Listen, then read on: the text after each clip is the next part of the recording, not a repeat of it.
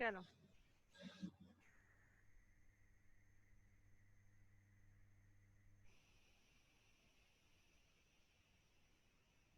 Okay, मैं ले रही हूँ लोगों को अंदर। ओके।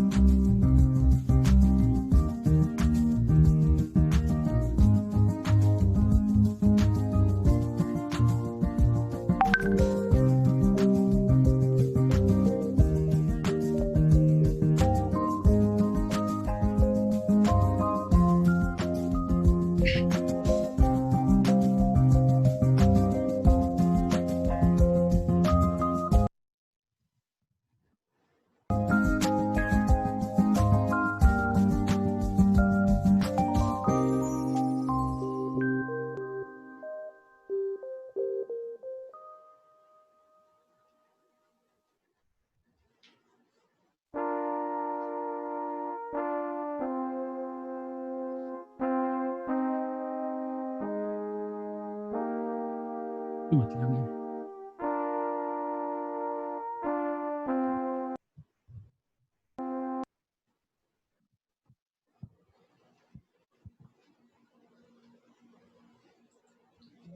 हेलो,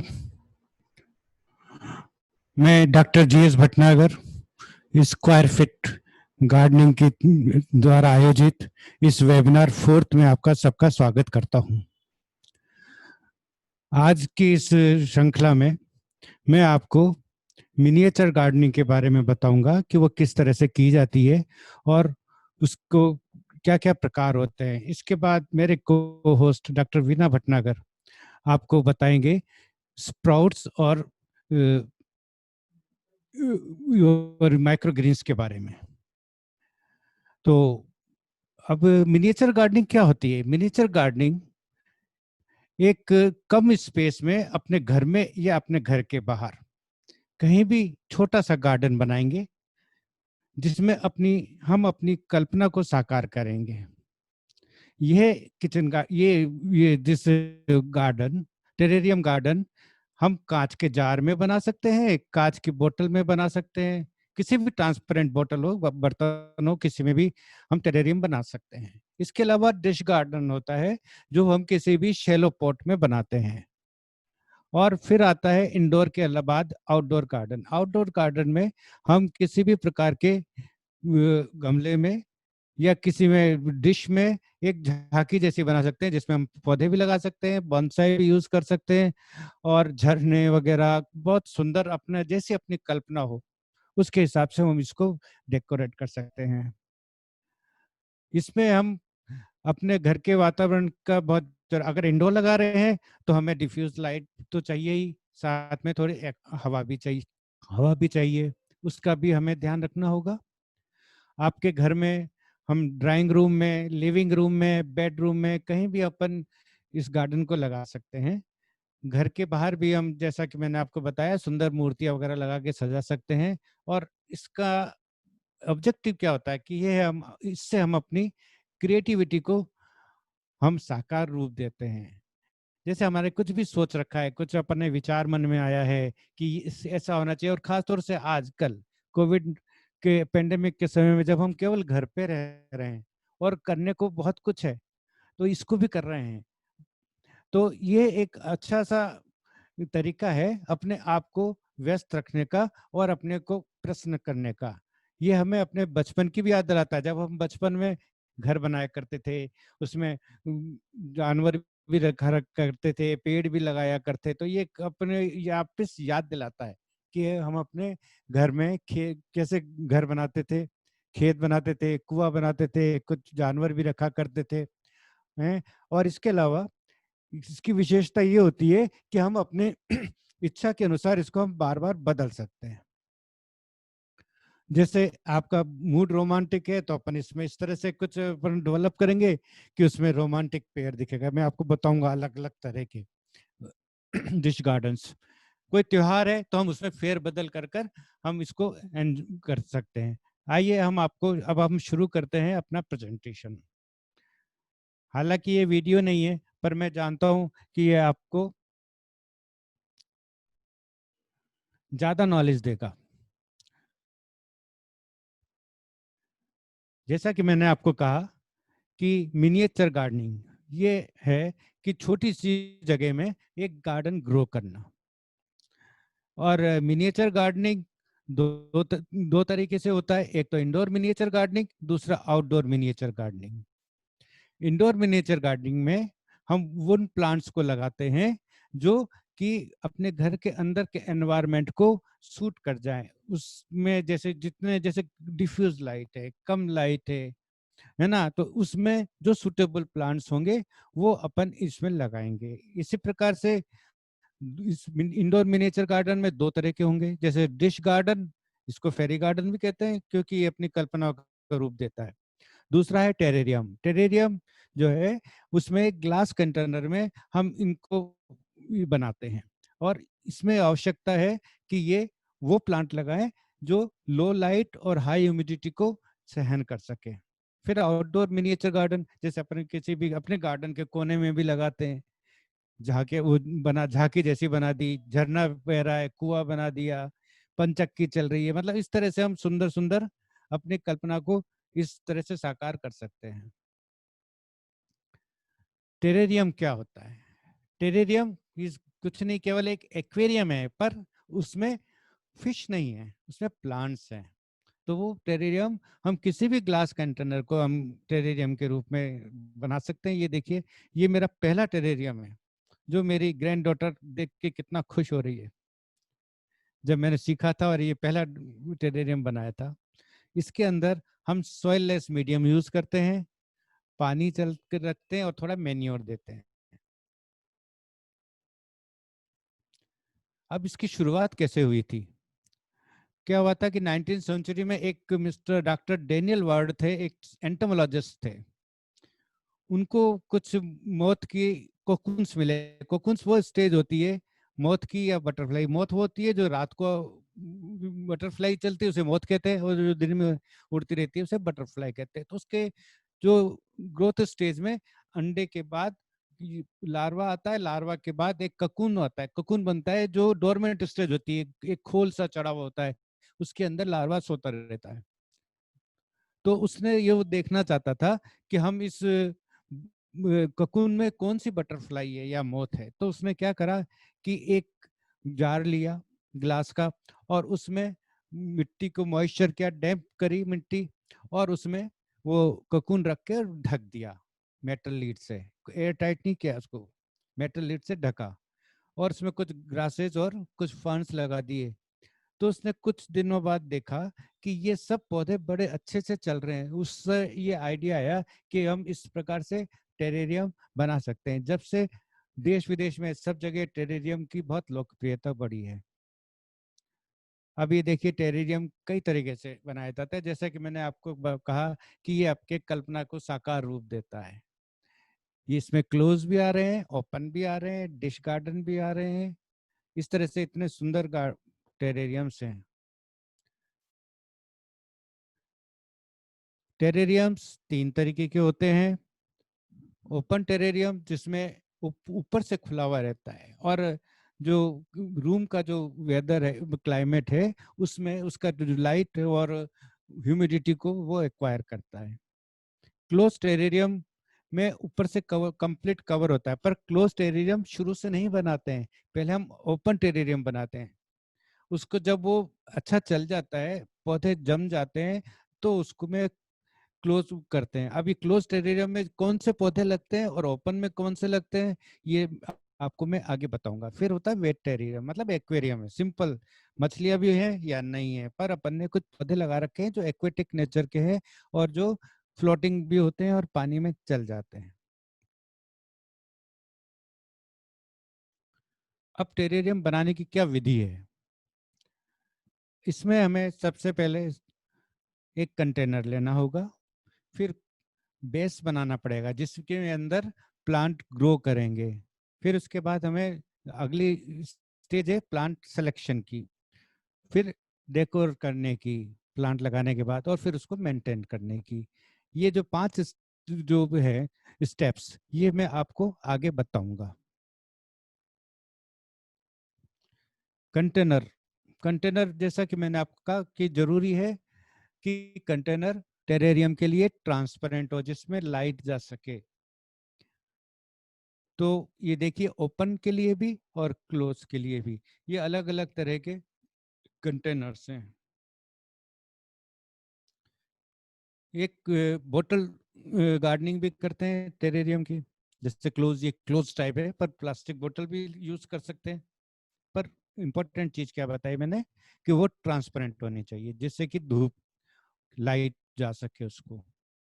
अब जैसे कि मैंने आपको बताया कि बेस मटेरियल, बेस मटेरियल बहुत इंपॉर्टेंट है। बेस मटेरियल में आपके ग्रेवल्स आते हैं, तारकोल, चारकोल आता है, ये सॉफ्ट कोक होता है जो ये प्रेस करने के काम में लिए जाते हैं ना, वो कोयला हम इसमें यूज करते हैं। फिर कुछ मॉस काम में आती है, कुछ पेबल्स काम में आते हैं, ये बेस मटेरियल में यूज करते हैं।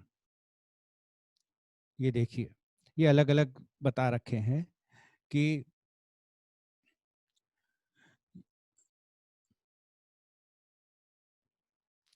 ये देखिए, ये तो ग्रेवल्स हैं, मतलब ग्रेवल मतलब चिप्स वगैरह भी हो सकते हैं, छोटे छोटे कंकड़ भी हो सकते हैं, पर कलर्ड नहीं होने चाहिए। ये अपन को, ये उनका ओरिजिनल कलर होना चाहिए। मैं आपको और भी आगे बताऊंगा कि ये इससे क्या है कि अगर सिंथेटिक कलर पेंट किया हुआ अगर अपन स्टोन लगाएंगे तो वो अपने पौधों को नुकसान पहुंचा सकता है। फिर ये सॉइल है, सॉइल का मतलब हम सॉइल लेस की बात कर रहे हैं, कोकोपिट और वर्मी कंपोस्ट की। फिर ये कोयला है, जैसा कि मैंने आपको बताया, कच्चा कोयला। और फिर ये मॉस है। ये अपन को बेस मटेरियल बनाने के लिए इन 5 चीजों की जरूरत होगी।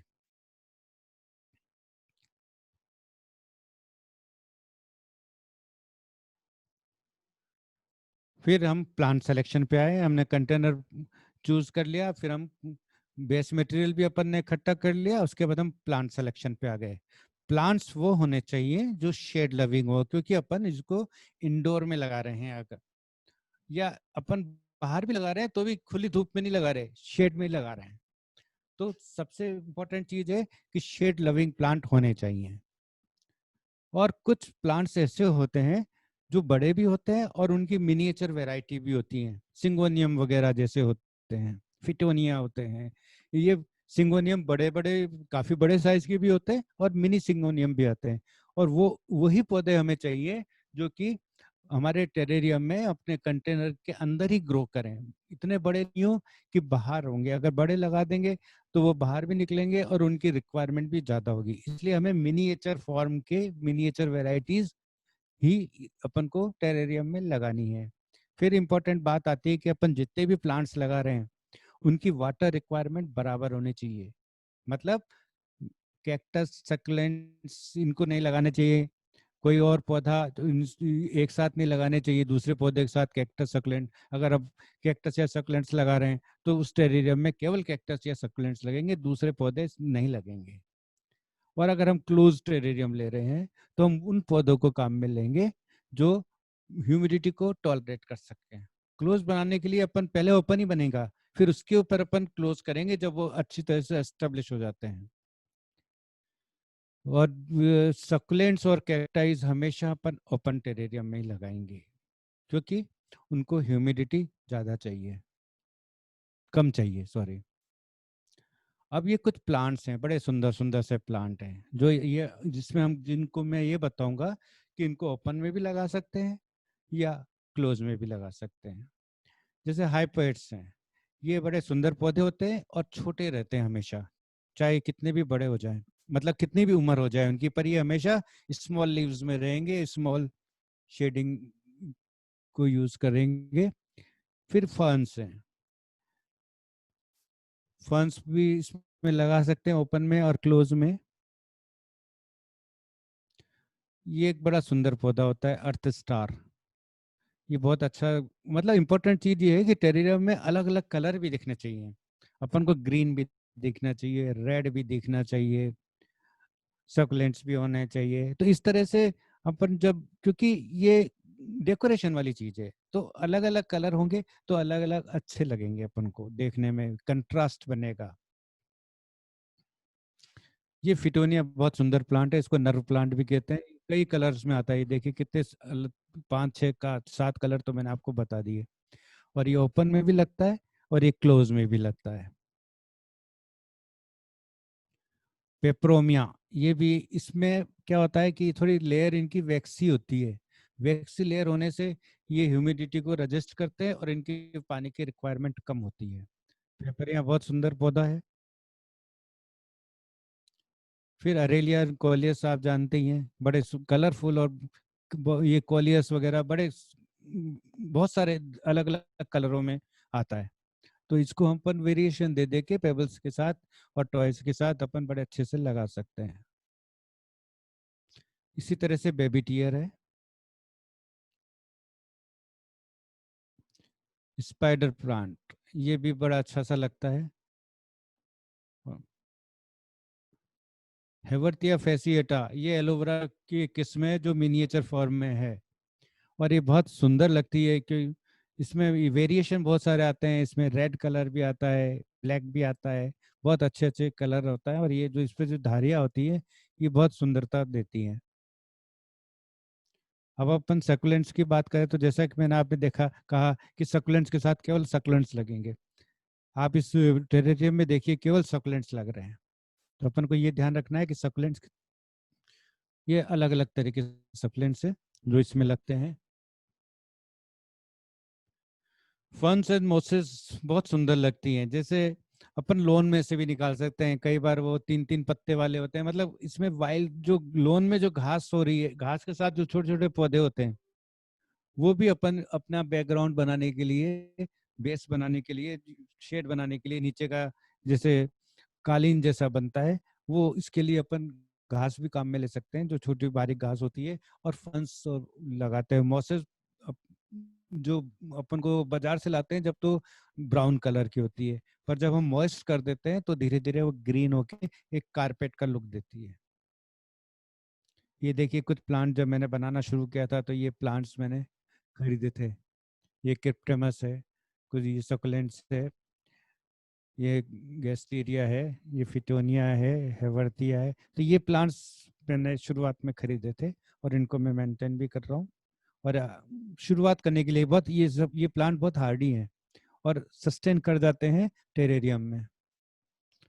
फिर अपन को जरूरत है डिफरेंट टॉयज की, जिससे कि अपन एक सीक्वेंस डेवलप कर, सीन डेवलप कर सकें, कुछ सीक्वेंस डेवलप कर सकें।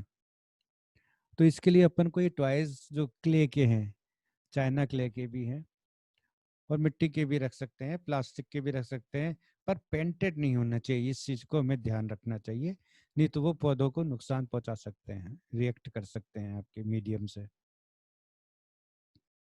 कुछ टूल्स की हमें जरूरत होगी, जैसे कि ये है आपका मुड़ा हुआ तार है, चम्मच है, फोर्क है, ये सब हमें, ब्रश है साफ करने के लिए।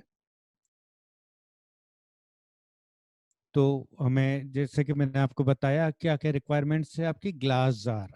इम्पोर्टेंट चीज ये है कि जब भी हम टेरेरियम बनाना शुरू करेंगे तो ग्लास जार को हम अच्छी तरह से धोएंगे, साबुन से धोएंगे, सैनिटाइज करेंगे और उसको उल्टा सुखाएंगे, कभी भी कपड़े से नहीं सुखाएंगे, नहीं तो कुछ इन्फेक्शन या कोई माइक्रोब्स जाने का डर रहता है। तो अपन धोएंगे और उसको उल्टा रख के सुखाएंगे। फिर हमारे को चाहिए पेबल्स और ग्रिड, जो सबसे नीचे रखी जाएगी, जिसमें पूरे टेरेरियम का जो पानी है वो ड्रेन होके नीचे आएगा जब भी पानी ज्यादा हो जाएगा। और ये जो है नीचे जो बॉटम में जो पानी नमी रहेगी, वो पौधे को ह्यूमिडिटी भी देगी और एक्सेस पानी से भी रोकेगी।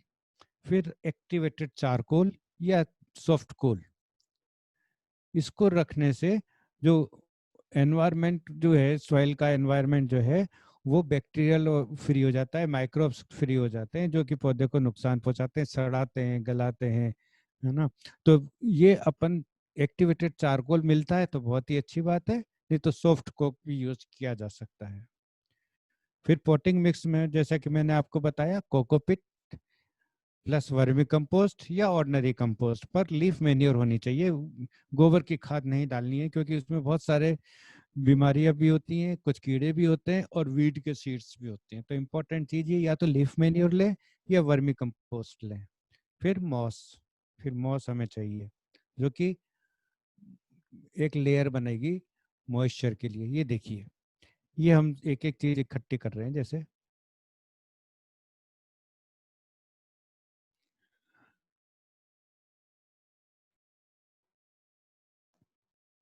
जैसा कि मैंने आपको बताया कि सबसे पहले ये जार है, फिर जार के बाद को ये पेबल्स हैं, फिर ये कोल है, फिर ये मॉस है, और उसके बाद ये अपना ग्रोइंग मीडिया है। फिर ये कुछ डेकोरेशन की चीजें हैं और ये प्लांट्स हैं।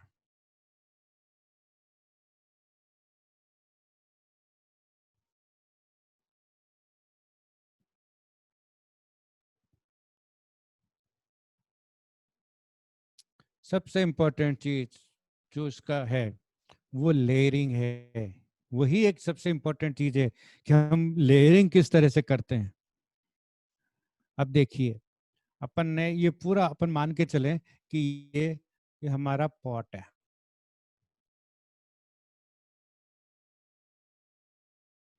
ये देखिए, ये पूरा हमारा एक पॉट है, कंटेनर है, ट्रांसपेरेंट।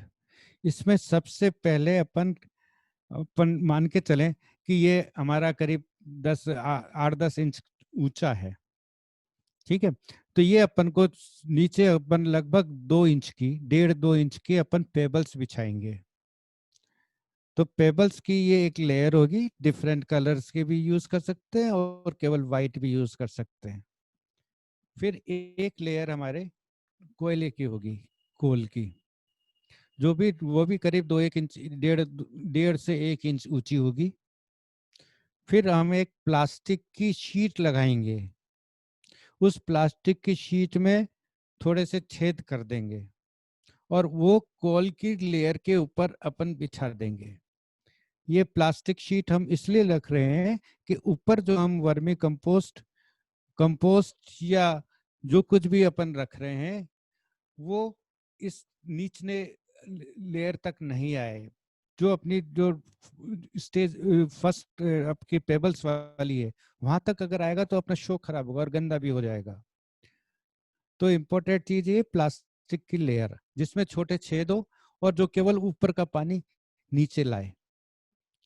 फिर हम इस प्लास्टिक शीट के बाद हम मॉस की करीब 1.5-2 इंच ऊंची हम मॉस के लेयर्स बनाएंगे। मॉस जो बाजार में मिलती है वो ड्राई फॉर्म में भी होती है और ग्रीन में भी होती है।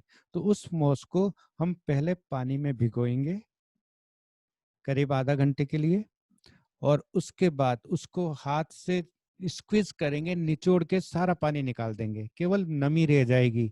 उसको अपन एक सा लेयर बनाई के बिछा देंगे प्लास्टिक शीट के ऊपर। उसके बाद आता है कोकोपिट और कंपोस्ट। कोकोपिट और कंपोस्ट हम कोकोपिट हम क्यों रख रहे हैं? क्योंकि ये नमी को लेके रखता है, ये कभी सड़ता नहीं है और नमी को होल्ड करता है। और अगर ज्यादा पानी गिर भी जाता है तो ये नीचे आके यहाँ पे पेबल्स के वहां पे ग्राउंड में चला जाता है। तो कोकोपिट का लगाने का सबसे बड़ा फायदा ये है कि इसकी वाटर होल्डिंग कैपेसिटी भी ज्यादा है और ये ड्रेन भी क्विकली करता है। और फिर इसके बाद ये कभी सड़ता नहीं है। तो अपन हमेशा कोकोपिट यूज करेंगे और कंपोस्ट करेंगे, या तो वर्मी कंपोस्ट यूज करेंगे या लीफ मैन्योर यूज करेंगे, जैसे कि मैंने आपको पहले कहा है। फिर उसके बाद हम मॉस की एक लेयर लगाएंगे और उसमें प्लांट्स, एक्चुअली इस मॉस इसमें अपन ने कोकोपीट और कंपोस्ट में प्लांट लगा दिए हैं। उसके बाद हम जो बीच की जो जगह है उसमें हम मॉस रखेंगे कवर करने के लिए, जैसे ऊपर भी, क्योंकि लेयर चाहिए ना अपन को, कारपेट जैसी दिखनी चाहिए। तो ये मॉस की लेयर बनेगी और उसके ऊपर अपन सुंदर सुंदर पेबल्स रख देंगे अलग अलग कलर के, और कुछ टॉयज वगैरह जैसे ये अपन ने रखे हैं, ये इस तरह के हम टॉयज रख देंगे। इस तरह से ये पूरा एक टेरेरियम की लेयरिंग कहलाएंगी। एक बार मैं फिर आपको अच्छी तरह से बताऊं कि जो अपना सबसे बॉटम है, बॉटम में हम पेबल्स लगाएंगे, करीब 2 लेयर्स पेबल्स की लग जाएगी।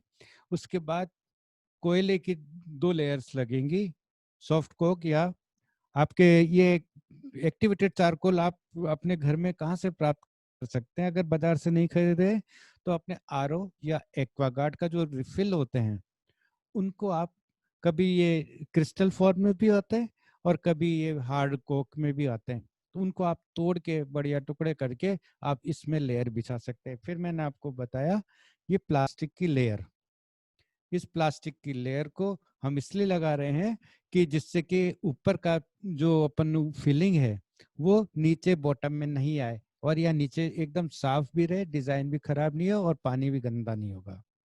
इसलिए ये अपन प्लास्टिक की लेयर लगा रहे हैं। फिर हमने मॉस की एक लेयर लगाई, फिर वापस का अपने फिर कोकोपीट और कंपोस्ट की लगाई, और फिर उसके बाद प्लांट लगा के मॉस लगा दिया अपन ने, फिर पेबल्स लगा दिए। उसके बाद हमने इसको डेकोरेट कर दिया कि इससे टॉयज से कुछ पुल बनेगा, कुछ सीढ़ियाँ बनेगी, कुछ झूले बनेंगे। इस तरह से हम इसको करेंगे।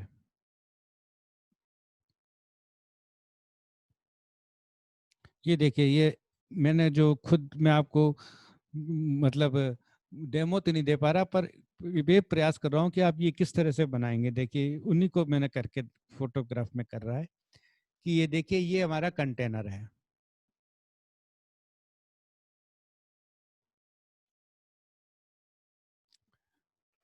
ये कंटेनर है हमारा।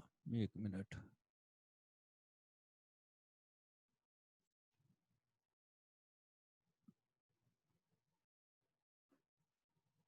ये हमारा कंटेनर है। इसमें जैसा कि मैंने आपको बताया कि इसमें हमने सबसे पहले पेबल्स डाले, फिर ये कोल की लेयर बनाई। ये देखिए ये कोल की लेयर है। इसके बाद हमने मॉस लगाई और मॉस के बाद हमने कंपोस्ट और कोकोपीट डाला। उसके बाद फिर मॉस लगाएंगे और प्लांट लगाएंगे। उसके बाद मॉस लगाएंगे, फिर पेबल्स रख के फिर हम अपन टॉयज रखेंगे।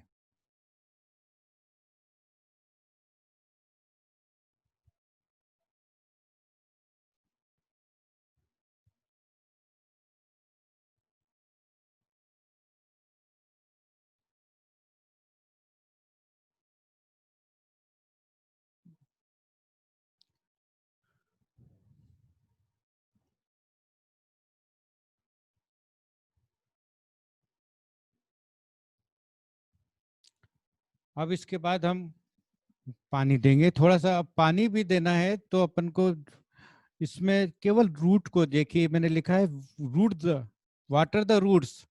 मतलब इसके लिए हमको एक बॉटल चाहिए जिसमें वो छोटी सी ट्यूब निकली थी, जैसे वाश बोतल कहा जाता है, स्क्वीज बोतल कहा जाता है।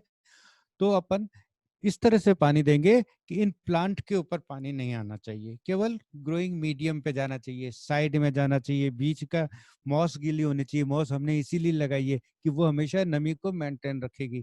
प्लांट के ऊपर अपन को पानी नहीं डालना है, ये हमेशा ध्यान रखना है। फिर इसको हम डिफ्यूज लाइट में रख देंगे जहाँ पे डिफ्यूज सनलाइट मिलेगी। और धीरे धीरे हम, जैसा कि मैंने आपको बताया कि पानी हम उसी से देंगे, स्क्वीज बोतल से हमेशा। और जब नीचे का पानी, बॉटम में पानी खत्म हो जाएगा और अपन को दिख जाता है क्योंकि इसमें सब कुछ ट्रांसपेरेंट है, ड्राइनेस ऊपर के मॉस में और उसमें कमी होगी कंपोस्ट में, तो अपन थोड़ा सा पानी देंगे। अब कंटेनर्स के अलावा बोतल में भी करा जाता है, पर बोतल में इतना बड़ा प्लांट जितना बड़ा दिख रहा है उतना बड़ा प्लांट नहीं लगाया जाता है। उसमें भी वैसे ही लेयरिंग बनाई जाएगी।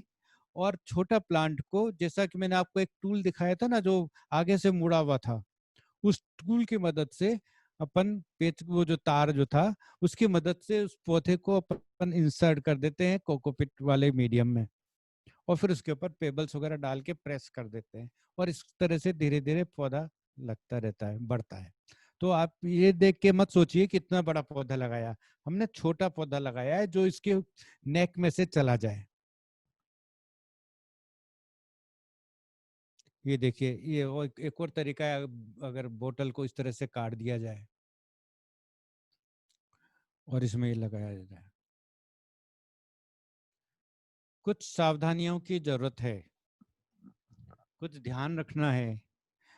जैसा कि मैं आपको बार बार बता रहा हूँ कि ये टेरेरियम हमें डिफ्यूज लाइट में रखना है, इनडायरेक्ट सनलाइट में रखना है। डायरेक्ट सन नहीं आना चाहिए, क्योंकि अगर होगा तो पौधे अपने बहुत डेलिकेट इसमें लगे हुए हैं। फिर दूसरी बात, इसकी जगह भी नहीं बदलनी चाहिए बार बार, इससे डिस्टर्ब, लेयरिंग भी डिस्टर्ब हो सकती है। और पौधे को एनवायरनमेंट बार बार चेंज होता है, जैसे अपन ज्यादा धूप में रख दिया या कम धूप में रख दिया तो पौधे सहन नहीं कर पाते हैं। इसलिए अपन को we should not change his location again and again. फिर हमें प्लांट, जैसा कि मैंने आपको बताया है कि प्लांट हमें स्लो ग्रोइंग रखने हैं, जो कभी इतने बड़े नहीं हो कि पौधों से, इस कंटेनर से बाहर निकल जाए। तो उनकी स्पेशल वेराइटीज होती है, जो मिनिएचर वेराइटीज होती है, उनको लगाना है। और सब सिमिलर वाटर रिक्वायरमेंट के होंगे। और हमें कलर्ड पेबल्स लगाने हैं, पर ये कोई भी पेंटेड नहीं लगाना है। Wet terrarium is very simple.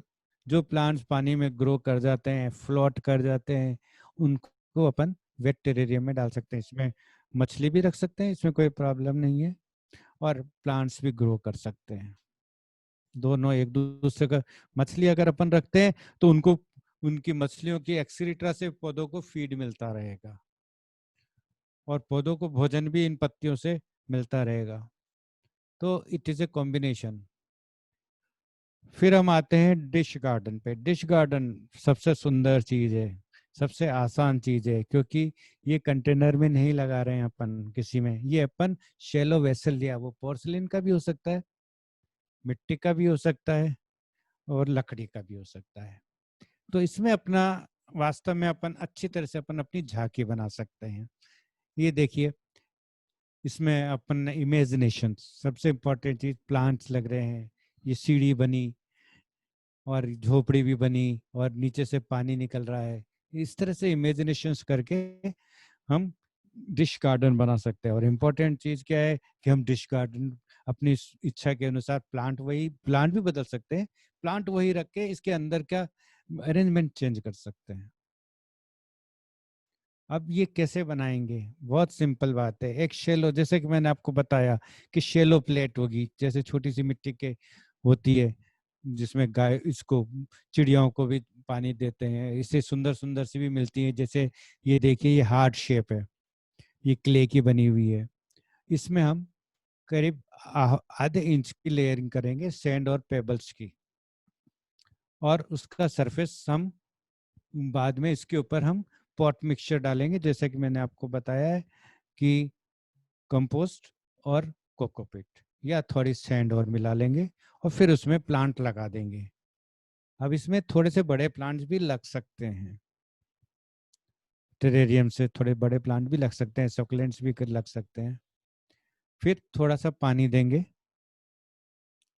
और इनको फिर डेकोरेट करेंगे। तो ये हुआ आपका डिश गार्डन कैसे बनाएंगे। अब मैं इनको आपको कई तरह के डिश गार्डन बताऊंगा, जिनसे आपको आइडिया मिलेगा कि आप किस तरह से उनको डेकोरेट कर सकते हैं। ये देखिए, ये मेरा डिश गार्डन है जो मैंने सबसे पहले बनाया था। इसमें देखिए, पुलिया पर ब्रिज बना हुआ है, ब्रिज के ऊपर एक पेड़ है, नीचे एक लड़की देख रही है गुस्से में। तो यू कैन इमेजिन एनीथिंग। झोपड़ी भी बनी हुई है, एक प्लांट हेवरथिया का कितना सुंदर लग रहा है। तो यू कैन इमेजिन एनीथिंग, और जैसा चाहें वैसा आप इसको चेंज भी कर सकते हैं, और ये बना भी सकते हैं। फिर जैसा कि मैंने आपको कहा कि आप सेलिब्रेशन, ओकेजन और मूड के हिसाब से आप टेरेरियम बना सकते हैं। जैसे हमने 15 अगस्त मनाया, अब हम 15 अगस्त में परेड में नहीं जा रहे, क्योंकि हमारा कोविड चल रहा है, लॉकडाउन चल रहा है, बाहर हम भीड़ में नहीं जाना चाहते। तो जस्ट थिंक, फील करें कि हम अब 15 अगस्त हमारे घर पे मना रहे हैं। इसी तरह से तीज त्योहार आया, तीज में झूले डाल लिए अपने पेड़ पे, इसकी झांकी बना के फील करा कि वी आर एंजॉइंग। अब अकेले ही करना है सब एंजॉय, बाहर वालों को तो किसी को बुलाना नहीं है, लेजरली फील कर रहे हैं। तो ये देखिए, यहाँ बैठ के हम मछली पकड़ रहे हैं। तो ये सब मूड्स अगर हम इस डिस्कशन में डेवलप कर सकते हैं। फिर एक और चीज बड़ी सुंदर सी है, टूटा हुआ गमला हम क्यों फेंकें? हम, हमें तो हर चीज को यूज करना है। टूटे हुए गमले को भी अपनी ब्यूटी है, उसको भी यूज करेंगे। उसने अभी तक आपको पौधा दिया, तो क्या अब वो जब टूट गया है तो क्या हम उसको फेंक देंगे? नहीं, उसको हम और भी अच्छी तरह से सजाएंगे। वो कैसे सजाएंगे? ये देखिए, ये ब्रोकन पॉट है। ये देखिए, सबसे पहला हमने आपको बताया,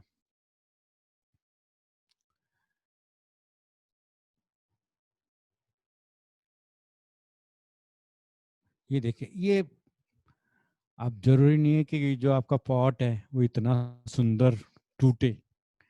और अगर आपको ब्रोकन पॉट बनाना है, तो आप खुद भी अच्छे पॉट को उससे ब्लेड से या कटर से काट के इस तरह से गोल अपना पसंद का डिजाइन बना सकते हैं। अगर टूटा हुआ इस तरह का मिलता है, टूटे हुए भी कई तरह के बनते हैं, पर आपको इस तरह का हो तो आपको एक पर्टिकुलर शेप चाहिए, तो अपन को किसी कटर से काटना होगा। उसके बचे हुए प्लांट को, हिस्से को अपन यहाँ फंसाएंगे, और फिर इसमें हम कोकोपीट और वो भर देंगे वर्मी कंपोस्ट, और जो छोटे छोटे टुकड़े निकले उससे अपन स्टेप्स बनाई अपन ने ये ऊपर चढ़ने की। और इन स्टेप्स के बीच में भी लगा सकते हैं, ये जो जगह छूटी है उसमें भी हम मॉस वगैरह लगा के छोटे सकुलेंट्स लगा सकते हैं। तो इस तरह से हम ये डेकोरेशन करके हम एक टूटे हुए पॉट को और भी ज्यादा, पहले से भी ज्यादा सुंदर बना सकते हैं।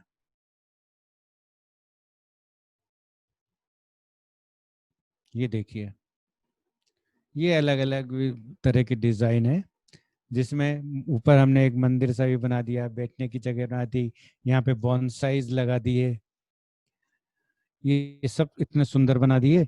ये टेढ़ा मेढ़ा, ये वास्तव में टूटा हुआ, देखिए ये वास्तव में टूटा हुआ है, जिस फिर भी हमने इसको इतना सुंदर बनाया है। ये देखिए बिल्कुल अपनी कल्पना के अनुसार हमने इसमें बर्ड्स भी बिठाई हैं, झूला भी लगाया है, बर्ड्स केस भी बनाए हैं। तो ये देखिए कितना, इस तो सब कुछ जो है ये अपनी क्रिएटिविटी है, जिसको हम अपना आकार दे रहे हैं, अपने आप को प्रसन्न करने के लिए, खुश करने के लिए। ये अब एक और चीज आती है, स्ट्रिंग गार्डन। ये जापान की एक तरीका है, इसे कोकेडामा भी कहते हैं। कोकेडामा मतलब स्ट्रिंग, धागे से बना हुआ। इसमें हम देखिए, हम इसमें हम लेंगे, मिक्सचर बनाया अपन ने। सबसे पहले ये अपन को चाहिएगा कोकोपिट और वर्मी कंपोस्ट और मॉस। ये देखिए, इनको अपन ने जो प्लांट लिया है उस पर अच्छी तरह से टाइट बांध देंगे, रूट बॉल जैसे होती है उसको टाइट बांध देंगे। मिट्टी नहीं लेना है अपन को, मॉस और कोकोपिट और वर्मी कंपोस्ट लेना है। इस तरह से टाइट कर दिया अपन ने। उसके बाद हमने इसके चारों तरफ से मॉस से लेयरिंग कर दिया, जैसे पोटली बनाते हैं ऐसे मॉस की अपन ने इसके चारों तरफ से पोटली बना दी, और उसको फिर धागे की मदद से, सुतली की मदद से उसको हमने टाइट करके इसके चारों तरफ अपन इसको बांध देंगे। ये देखिए एक और तरीका है, इसमें हम कपड़े की जाली की कपड़े भी रख सकते हैं, जिसमें इस सबको बांधें और उसके बाद हम मॉस लगाएं।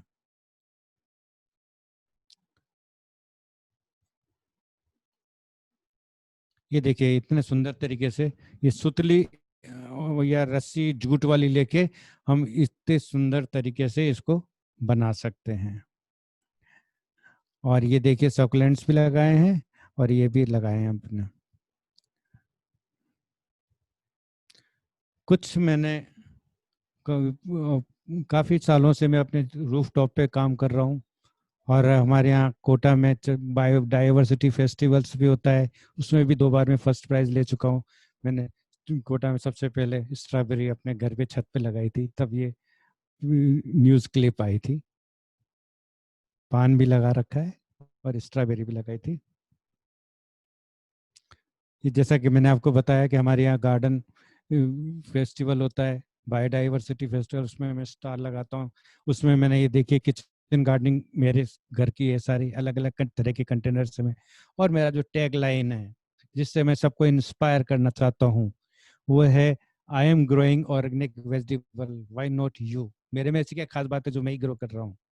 सो ईट ऑर्गेनिक्स एंड स्टे हेल्दी। तो ये हमारा मोटो है, और ये हमारा ऑब्जेक्टिव है कि हम हर घर में ऑर्गेनिक किचन गार्डन और रूफटॉप गार्डन को प्रमोट करें। ये मैंने उस अपने एग्जीबिशन में ये कुछ फेरी गार्डन्स रखे थे। इस फेरी गार्डन में देखिए मैं आपको बताता हूँ कि किस तरह से मैंने इसको डेकोरेट किया था। ये देखिए मैंने जो एक ये सीन बनाया है, वो बनाया है महात्मा बुद्ध का, जो जंगल में तपस्या कर रहे हैं। अब उसकी वजह से जो एनवायरनमेंट बन रहा है वो देखिए, देखिए शेर भी है, ये बकरी और शेर एक ही घाट पे पानी पी रहे हैं, जैसा कि कहा जाता था कि उनके जंगल, ये शेर भी है, ये प्लांट्स लग रहे हैं। और मतलब इतना सुंदर ये जंगल बनाया है मैंने उनके चारों तरफ, और ये भगवान बुद्ध तपस्या कर रहे हैं।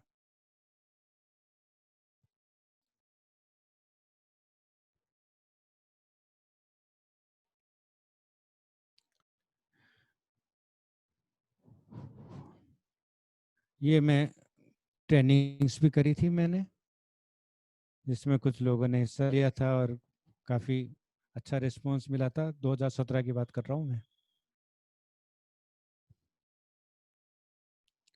अब मैं नेक्स्ट वेबिनार जो मैं 12 सितंबर पे करना चाहता हूँ वो है विंटर गार्डनिंग के ऊपर, जिसमें मैं विंटर्स में जो वेजिटेबल्स होंगे, इसके अलावा सीजनल और विंटर फ्लावर्स और स्पेशल फ्लावर्स जैसे रोज और डेजर्ट रोज और एडीनियम, इसके ऊपर मैं करना चाहता हूँ। पर ये निर्भर करेगा कि मेरे को रिस्पांस कैसा मिलता है। मेरी इच्छा जरूर है, अगर मेरे को अच्छा रिस्पांस मिला तो मैं इसको जरूर करूँगा। तो आशा है आपको ये मेरा क्रिएटिविटी ये अच्छी लगी होगी।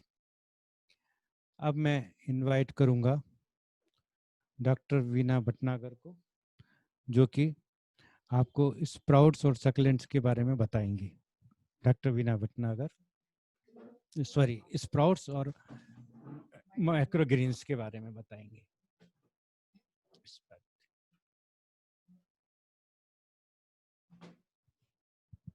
नमस्कार, मैं वीना भटनागर आपका इस वेबिनार में स्वागत करती हूँ। डॉक्टर भटनागर ने टेरेरियम और डिश गार्डन्स इतनी खूबसूरत खूबसूरत चीज़ें बताई। अब मैं थोड़ा सा आपको न्यूट्रिशन के बारे में बताती हूँ, जैसा कि मैं पहले भी बताती आई हूँ। आज मैं आपको स्प्राउट्स और माइक्रोग्रीन के बारे में बताऊंगी। स्प्राउट्स जो है वो बहुत पुरानी बात है, हमारी दादी नानी के ज़माने से हम खाते आ रहे हैं उनको, और उनको बड़ा न्यूट्रिटिव कहा जा रहा है। उसके बाद की रिसर्च है माइक्रोग्रीन, जिसमें ये पाया गया कि माइक्रोग्रीन्स जो हैं वो स्प्राउट से ज़्यादा न्यूट्रिशियस हैं। नो डाउट, दोनों को बनाने का तरीका अलग अलग है। जैसे स्प्राउट्स को हम वाटर में स्प्राउटिंग करते हैं और माइक्रोग्रीन्स को हम सॉइल मीडियम के अंदर या सॉइललेस मीडियम के अंदर लगाते हैं। दूसरी चीज़ ये है कि स्प्राउट्स हमारे 3-4 दिन में तैयार हो जाते हैं, खाने के लिए तैयार हो जाते हैं, जबकि माइक्रोग्रीन्स तैयार होने के अंदर कम से कम 2 से 3 वीक्स लगते हैं। तो इस सब को देखते हुए मैं आपको ये बताना चाहती हूँ कि भाई किस तरह से हमें स्प्राउट्स हम बना सकते हैं जो कि हेल्दी हो, जिनके ऊपर मोल्ड नहीं हो। क्योंकि बीच में एक ऐसा एरा था जब इनको माइक्रोग्रीन्स, इनको स्प्राउट्स को यूएसए ने बैन कर दिया था, क्योंकि बहुत सारी डेथ्स हो गई थी इनसे, इसमें मोल्ड आने की वजह से इसकी इंडस्ट्री कंटामिनेटेड हो गई थी। तो अब मैं आपको इसके बारे में बताऊंगी।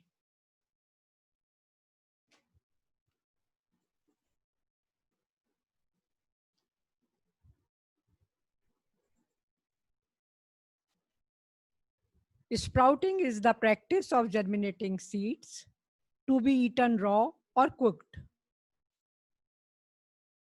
which is considered highly nutritious. और माइक्रोग्रीन्स जो हैं वो स्प्राउट्स की नेक्स्ट स्टेज है, जिसमें कि हम करीब 3 से 4 लीफ जब आ जाती हैं तब हम उनको खाते हैं। दोनों ही चीजें जो हैं ये फंक्शनल फूड के सेगमेंट में आती हैं, और स्प्राउट्स इंडिया के अंदर ज्यादा काम में लिए जाते हैं और माइक्रोग्रीन्स अभी इतने पॉपुलर नहीं है। अब स्प्राउट हम किस किस के बना सकते हैं? जितने भी वाइबल सीड्स हैं उनके हम स्प्राउट्स बना सकते हैं। जैसे पल्सेस हैं जिनके अंदर फेनुग्रिक है, लेंटिल है, पी है, चिकपी है, मूंग बीन है और सोयाबीन है। इसके बाद हम सीरियल्स की बात करें तो ओट्स है, वीट, मेज और बार्ले। ऑयल सीड की बात करें तो सिसेम, सनफ्लावर, लिनसीड और पीनट नहीं डालते। ब्रेसिका मस्टर्ड फैमिली जो है, जिसमें हमारे गोभी और ये मस्टर्ड, रेडिश, ब्रोकली, इनके भी स्प्राउट्स बनाए जाते हैं और खाए जाते हैं। उसके अलावा जो क्वेना है, एमेरेंथस है, चिया सीड है, ओनियन है, स्पाइनच है और लेट्यूस है, इन सबको स्प्राउट बना करके और हमको न्यूट्रिटिव फूड में काम में लिया जाता है। अब जर्मिनेशन प्रोसेस किस तरह से स्प्राउट्स के अंदर होता है।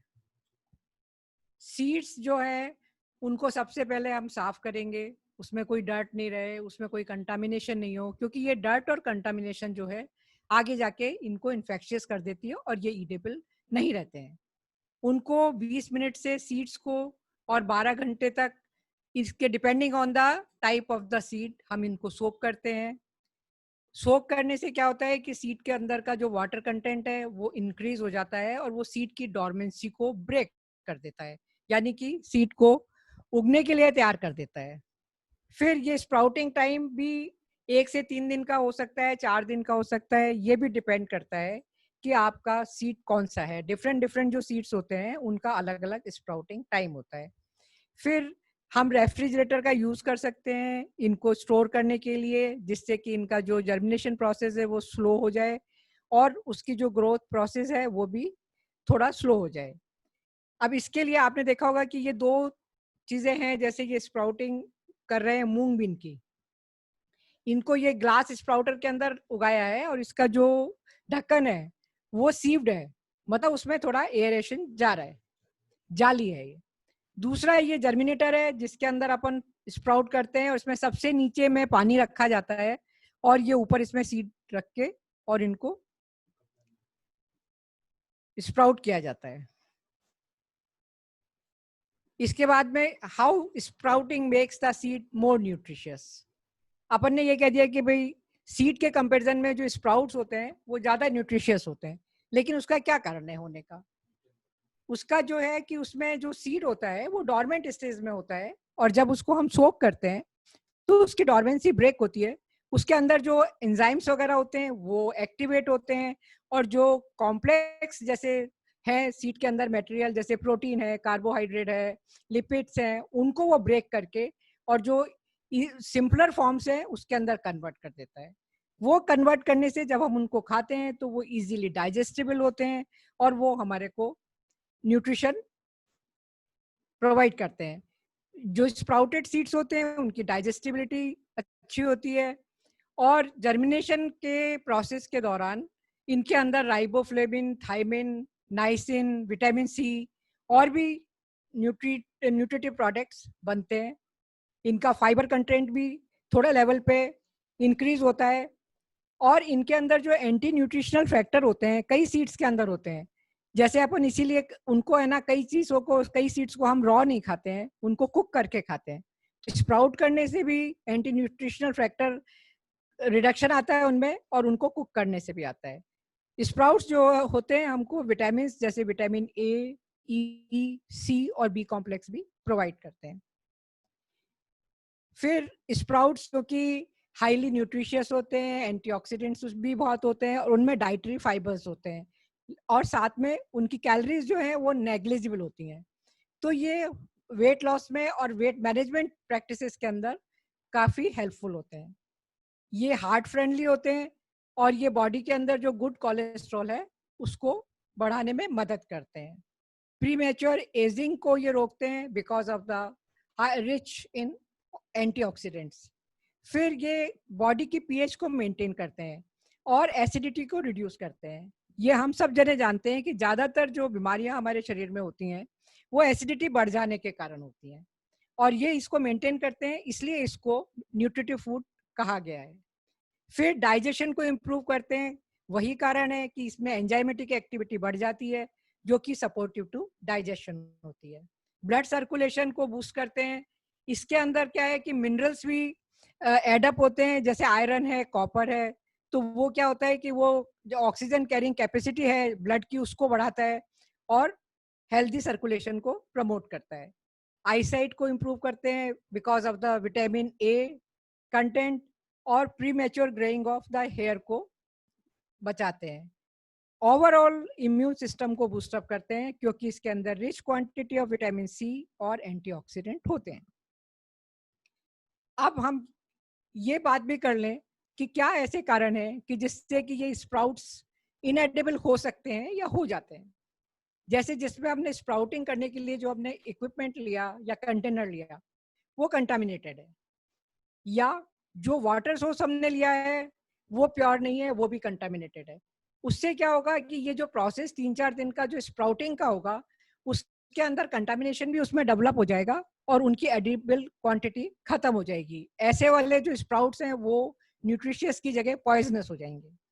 फिर अगर हमने सीड्स को रेंज नहीं किया है, उनको साफ नहीं किया है उसमें जो इनर्ट मटेरियल है उसको नहीं हटाया है, तो ये सारे कैरियर्स होते हैं आपके इन्फेक्शंस के और इनको इनएडिबल बनाने वाले। फिर इनको बहुत ज़्यादा सीड को ड्राई नहीं होना चाहिए, बीच में टेम्परेचर बहुत ज़्यादा हाई या बहुत ज़्यादा लो नहीं होना चाहिए, और थोड़ा एयर फ्लो इसके अंदर होना चाहिए। स्टैंडिंग वाटर में भी हमें सीड्स को बहुत टाइम तक नहीं रखना है, हमको ज़्यादा से ज़्यादा 12 घंटे तक आप रखें सीड को, वो भी डिपेंडिंग ऑन द साइज। अगर कोई सीड कोट उसका हार्ड है, सीड बड़ा है, तो हम उसको 12 घंटे तक उसको हाइड्रेटेड के लिए वाटर में रख सकते हैं। उसके बाद अगर हम रखेंगे तो उसके अंदर कंटामिनेशन डेवलप हो जाता है, और उससे क्या होता है कि ये बैक्टीरियाज ग्रो हो जाते हैं उसमें, जैसे सैल्मोनेला है और toxic forms of E coli है, जो कि हमारे हेल्थ के लिए हैजार्डस है। इसके बाद में मैंने आपको बताया कि माइक्रोग्रीन्स हैं। माइक्रोग्रीन्स क्या है? ये करीब 3 to 4 स्टेज, 4 लीफ की स्टेज है, और ये स्प्राउटेड से आगे वाली स्टेज है। अब माइक्रोग्रीन्स जो होते हैं उनको लाइट चाहिए होती है, उनको लाइट में और अच्छे एयर सर्कुलेशन में उगाया जा सकता है, और ये करीब 2 से 3 week depending on the plant ये तैयार हो जाते हैं। माइक्रोग्रीन्स फिर ज्यादा न्यूट्रिशियस होते हैं स्प्राउट से, क्योंकि ये फुल ऑफ विटामिन होते हैं, फुल ऑफ एंटीऑक्सीडेंट्स होते हैं, और ये फ्लेवर होते हैं। लीव्स और स्टेम इसका खाया जाता है। फिर माइक्रोग्रेन्स किस तरह से बना सकते हैं हम? इसको हम है ना हाइड्रोपोनिकली बना सकते हैं, यानी कि हाइड्रोपोनिकली उगा के बना सकते हैं। फिर सॉइल अलोन विथ कंपोस्ट, या सॉइललेस मीडियम से कोकोपीट अलोन विथ कंपोस्ट। फिर माइक्रोग्रीन्स जो हैं वो सॉइल लेवल के ऊपर करीब 1 से 3 इंच की लेंथ में काट के और खाए जाते हैं। अब इसको है ना रेज्ड वाटर में हम है ना उगा सकते हैं माइक्रोग्रीन्स को। तो इसके अंदर क्या है कि अपन परफोरेटेड प्लास्टिक और स्टील सील देंगे उसके ऊपर, उसमें हम है ना शैलो ट्रे लेंगे और उसके अंदर सैंड डाल देंगे। फिर ये स्प्रेड करेंगे सैंड की लेयर, जो कि करीब 3/4 इंच होगी, और उसके बाद उसमें हम मतलब जाली के ऊपर सैंड होगी, सैंड के ऊपर फिर हम सीड डालेंगे, और उस सीड के ऊपर फिर हम कोकोपिट 1/4 इंच डाल देंगे, और फिर उसको हम है ना जो वाटर करेंगे, और वाटर जो एक्सेस वाटर होगा वो उसमें से ड्रेन हो जाएगा।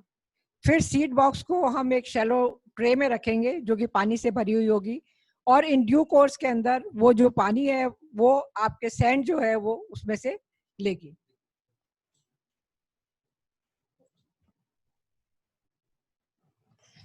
देखिए इसके अंदर हम सबसे पहले एक है ना लेयर हम सैंड की लेंगे, और उसको है ना परफोरेटेड उसमें डालेंगे, जैसे स्टील की चलनी या प्लास्टिक की चलनी, उसके ऊपर हम उसको लेयर को सैंड की लेयर को डालेंगे। सैंड की लेयर के बाद में हम उसमें वो सैंड की लेयर करीब 3/4 इंचेस होगी, 1 इंच से थोड़ी सी कम। फिर उसके ऊपर हम सीड को स्प्रेड करेंगे, और स्प्रेड जो सीड है उसके ऊपर हम कोकोपिट की करीब 1/4 इंच की वो कोकोपिट की लेयर डालेंगे। फिर हम उसको है ना इस सीड बॉक्स को पानी निकलने के लिए नीचे एक कंटेनर टाइप में रखेंगे, और उसी के अंदर हम फिर पानी भी रखेंगे, जिससे कि वो आगे ड्यू कोर्स में इससे मॉइस्चर लेता रहेगा इसको। और इसके अंदर क्या है कि जो पानी को वो जो सैंड है वो टच होनी चाहिए, उससे मॉइस्चर लेता रहेगा, और उससे माइक्रोग्रीन का आगे डेवलपमेंट ग्रोथ होती रहेगी। इसमें कभी भी ऊपर से पानी डालने में माइक्रोग्रीन्स में भी इन्फेक्शन आ जाता है, रॉटिंग हो जाती है, और वो कंटामिनेटेड हो जाते हैं। इसलिए इसमें पानी ये नीचे से ही इसको लेंगे। 7 से 10 दिन के बीच में ये रेडी हो जाएंगे हार्वेस्ट के लिए, खाने के लिए। अब जो मीडिया में हम ग्रो करते हैं वो उसके लिए हमें क्या क्या चाहिए? सीड चाहिए, सॉइल या कोकोपिट, जैसे भी हमें सॉइल मीडियम में लगाना है कि सॉइललेस में लगाना है, और एक शैलो पॉट चाहिए। पहले हमें ना 2/3 कोकोपिट या सैंड जो भी जिसमें भी हम लगा रहे हैं उससे फिल करेंगे पॉट को, और ऊपर की 1/3 जो लेयर है वो हम उसमें ड्रेन शैलो पिट पॉट में रख करके उसमें होल कर देंगे। फिर उसके अंदर हम सीड को सो करेंगे करीब 1 इंच डेप्थ पे, और फिर इसको हम वाटर को पॉट को वाटरिंग कर देंगे, और उसमें से जो एक्सेस वाटर है वो ड्रेन हो जाएगा। उसकी है ना मॉइस्चर मेंटेन होनी चाहिए, उसको बराबर मॉइस्चर मिलती रहनी चाहिए। और जैसे ही इसमें है ना 7-8 दिन के बाद में पहले सीड स्प्राउट होंगे, उसके बाद में फिर वो उसकी 3 to 4 लीफ स्टेज आएगी और तब ये खाने के लिए तैयार हो जाएंगे। अब माइक्रोग्रीन के लिए कौन-कौन से सीड्स सूटेबल होते हैं? जो सीड्स स्प्राउट्स के लिए सूटेबल है, वही सीड्स माइक्रोग्रीन के लिए भी प्रेफर कर सकते हैं, किए जाते, मतलब आप उनकी भी आप माइक्रोग्रीन बना सकते हैं। लेकिन कुछ सीड ऐसे होते हैं जिनको ज्यादा प्रेफर किया जाता है माइक्रोग्रीन के लिए, जैसे सेलरी है, फेनल है, पार्सले है, ओनियन है, गार्लिक है। अब इनका अगर अपन कंपैरिजन करें कि माइक्रोग्रीन और स्प्राउट्स को हम किस तरह कंपेयर कर सकते हैं, ग्रोइंग मीडिया की बात लें तो जर्मिनेशन वाटर में होता है स्प्राउट्स का, और जो माइक्रोग्रीन्स हैं इनको हम जर्मिनेट करते हैं सॉइल मीडियम के अंदर या सॉइललेस मीडियम के अंदर। फिर स्प्राउट्स को बनने में 3 to 5 डेज लगते हैं, जबकि माइक्रोग्रीन्स को हार्वेस्ट करने में बनने में 1 से 2 वीक लगते हैं। फिर क्या पार्ट खाया जाता है, जैसे एंटायर स्प्राउट को हम खाते हैं, जबकि माइक्रोग्रीन में हम स्टेम और लीव्स को खाते हैं। फिर लाइट की अगर बात करी जाए तो स्प्राउट्स बिना लाइट के भी बन जाते हैं और इनडायरेक्ट लाइट के भी बन जाते हैं, जबकि माइक्रोग्रीन्स हैं उनको अच्छी लाइटिंग चाहिए होती है। अगर अपन एरेशन की बात करें, वेंटिलेशन की बात करें, तो वेंटिलेशन स्प्राउट में कोई ज़रूरी नहीं है कि आपका प्रॉपर वेंटिलेशन हो, लेकिन माइक्रोग्रीन को ग्रो करने के लिए गुड वेंटिलेशन चाहिए। वैरायटीज इसकी लिमिटेड है जिनके हम स्प्राउट्स बनाते हैं, जबकि इसकी वर्सेटाइल वैरायटीज हैं। यूजेज है कि है ना लिमिटेड यूज है इसका स्प्राउट का, कि जो हमारे सीड के अंदर एक्चुअली जो न्यूट्रिएंट होते हैं वो डाइजेस्टेबल फॉर्म में आ जाते हैं, और इसलिए इसके कंपैरेटिवली माइक्रोग्रीन से न्यूट्रिशन जो है कम होता है। लेकिन इसका जो है ये माइक्रोग्रीन्स जो है वो वर्सेटाइल यूज के हैं, क्योंकि ये फुल ऑफ फ्लेवर्स होते हैं, फुल ऑफ एंटीऑक्सीडेंट्स होते हैं। इनको सैलेड गार्निशिंग में भी यूज किया जाता है। फिर न्यूट्रिशनल वैल्यू मैंने आपको बताई है कि इनकी माइक्रोग्रीन्स की जो न्यूट्रिशनल वैल्यू है वो इनसे ज्यादा होती है। और लिटिल बिट इनका डाइटरी फाइबर भी जो है, डेफिनेटली जब वो 1-2 वीक के लिए हम उसे ग्रो कर रहे हैं तो डाइटरी फाइबर भी इसके अंदर इंक्रीज होगा, which is supportive to our digestive health. अब बात ये आती है कि माइक्रोग्रीन्स ज्यादा न्यूट्रिटिव स्प्राउट से क्यों है। तो स्प्राउट्स जो है उनको हम 3 से 5 दिन के अंदर बना के उनको खाते हैं, और उनका जो एनर्जी सोर्स है वो कॉटलिडन है, मतलब सीड इटसेल्फ है, उसमें से उनको एनर्जी और फूड मिलता है। जबकि माइक्रोग्रीन्स है उनको हम करीब है ना 2 से 3 वीक में हार्वेस्ट करते हैं, और इनका जो एनर्जी सोर्स है वो लाइट भी है, सॉइल ग्रोइंग मीडिया भी है, और वो तो है ही, कॉटलिडन तो है ही सही। दूसरी बात यह है कि जो इनके पास में जो न्यूट्रिएंट एब्जॉर्प्शन का जो टाइम है वो ज्यादा है, और लाइट से फोटोसिंथेसिस प्रोसेस से इसके अंदर डिफरेंट टाइप ऑफ न्यूट्रिएंट्स बनते हैं माइक्रोग्रीन्स में, जो कि स्प्राउट्स में नहीं बनते हैं। फिर इनके अंदर है ना यही जो फाइटोन्यूट्रिएंट्स भी माइक्रोग्रीन्स में बनते हैं। इसमें जो है ना क्लोरोफिल का भी आपका जो है वो भी एक है ना एडिटिव चीज है, कैरोटीनॉइड्स होते हैं इसमें, और विटामिन ई, टोकोफेरोल वगैरह होते हैं। फिर कैरोटीनॉइड्स में जो कि है ना आपके कैंसर की रिस्क को डिजीज को रिड्यूस करते हैं, आई डिजीजेस में सपोर्टिव होते हैं, और आपकी स्किन को बहुत अच्छा रखते हैं, इसीलिए इनको फंक्शनल फूड भी कहा गया है। अब हम स्टोरेज की बात करें कि हम स्टोर कैसे करेंगे माइक्रोग्रीन्स को। उसको तो हम है ना जो स्प्राउट्स को तो हम इजीली स्टोर कर लेते हैं, उसमें रेफ्रिजरेटर में हम 2-3 दिन तक भी रख सकते हैं उनको। लेकिन माइक्रोग्रीन्स जो है उनका मैक्सिमम बेनिफिट जब मिलता है जब हम उनको सेम डे खाते हैं, और उनको मतलब कट करके खाते हैं, उनको स्टोर नहीं करते हैं। अगर हमें इन्हें कुछ समय के लिए स्टोर करना है तो हम इनको रेफ्रिजरेटर के अंदर स्टोर कर सकते हैं, लेकिन हम इनको सील प्लास्टिक बैग्स में नहीं रखेंगे, क्योंकि इनको एयरेशन की जरूरत होती है। इसलिए हम इनको डैम्प पेपर टॉवल में या उसमें आप है ना जो कपड़े में इनको रैप करके रखेंगे, और इनको तो भी हम ज्यादा समय के लिए नहीं रख सकते हैं। फिर जब हम इन्हें काम में लेंगे तो इसको हम 30 सेकंड के लिए आइस वाटर में रख के फिर हम इन्हें काम में लेंगे। अब हमें क्या क्या प्रिकॉशंस रखनी चाहिए जब हम माइक्रोग्रीन्स को उगाते हैं। तो एक तो है ना जो आपकी ट्रे है उसके अंदर है ना वाटरिंग अपन ऊपर से नहीं करेंगे, जो बॉटम ट्रे में मैंने बताया था कि पानी भरते हैं उसके अंदर अपन उससे ये उसी में हम वाटरिंग करेंगे और उसी से ये मॉइस्चर एब्जॉर्ब करके और इनकी ग्रोथ होगी। फिर जो सॉइल होगी वो गुड क्वालिटी की होनी चाहिए, पॉटिंग मिक्स होनी चाहिए, गुड क्वालिटी का पॉटिंग मिक्स होना चाहिए, या तो कोकोपीट हो या सैंड हो, और उसके साथ में कंपोस्ट। लेकिन हमें गार्डन सॉइल इसमें यूज नहीं करनी चाहिए क्योंकि उसके अंदर बहुत सारे कंटामिनेशंस आते हैं। फिर आता है selection of suitable crop seeds. कौन कौन से सीड्स जो है जो सूटेबल है इनको बनाने के लिए, उनका हमें सिलेक्शन करना पड़ेगा। फिर उसमें हम बहुत ज्यादा सीड भी नहीं डालें, अगर प्लांट डेंसिटी बढ़ जाएगी तो भी उसके अंदर जो मोल्ड है वो डेवलप हो जाएगी और वो खाने लायक नहीं रहेंगे। सोकिंग हमें बहुत लंबे टाइम तक भी नहीं करनी है और बहुत कम टाइम तक भी नहीं करनी है जिसके अंदर सीड सोक ही नहीं हो और वो फिर जर्मिनेट नहीं कर पाए। तो ऑप्टिमम टाइम जो है वो 12 आवर है। इस तरह से हम इनको कर सकते हैं। और ये हमको सबसे ज्यादा ध्यान रखना है कि इतना सब करने के बाद भी अगर उसमें मोल्ड डेवलप हो जाती है या कोई कंटामिनेशन हमको दिखता है तो वो स्प्राउट्स या माइक्रोग्रीन्स हमें यूज नहीं करने चाहिए। आशा है आपको मेरी दी हुई जानकारी अच्छी लगी होगी और आप जो स्प्राउट यूज करते हैं तो आप माइक्रोग्रीन भी यूज करेंगे। धन्यवाद।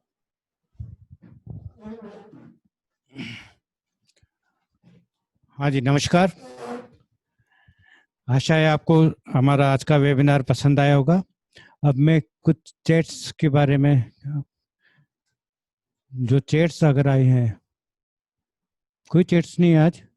नहीं, कोई, there is no questions. Very good, इसका मतलब it was very self explanatory. I have covered all the topics. जो कुछ क्वेश्चंस आपके पास थे वो मैंने सब कवर कर लिए। Thank you very much. See you again, फिर कभी मिलेंगे। आशा है आप इसी तरह से मेरे को अगली बार भी रेस्पॉन्स देंगे। Thank you, bye bye.